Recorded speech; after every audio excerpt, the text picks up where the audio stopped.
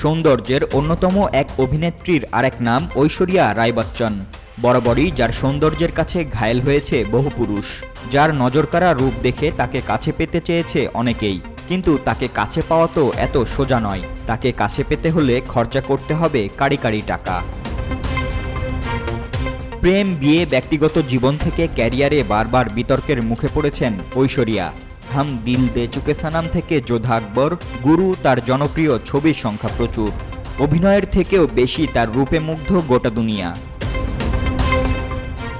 বলিউড থেকে হলিউড, সারা পৃথিবী জুড়ে রয়েছে অনুরাগীরা। তার রূপে গুণে মুগ্ধ সেরকমই এক অনুরাগী ছিলেন পাকিস্তানের প্রাক্তন প্রেসিডেন্ট আসিফ আলী জারদারি।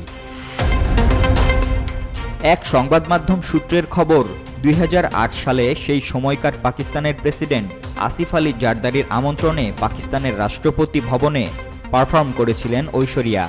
তবে আমন্ত্রণ রক্ষা করতে একটি শর্ত জুড়ে দেন এই নামিদামি অভিনেত্রী। গোপন সূত্রে জানা যায়, আমন্ত্রণ রক্ষা করতে তাকে দিতে হবে ১০ কোটি রুপি। এই রুপির বিনিময়ে তার আমন্ত্রণ রক্ষা করতে পারবে।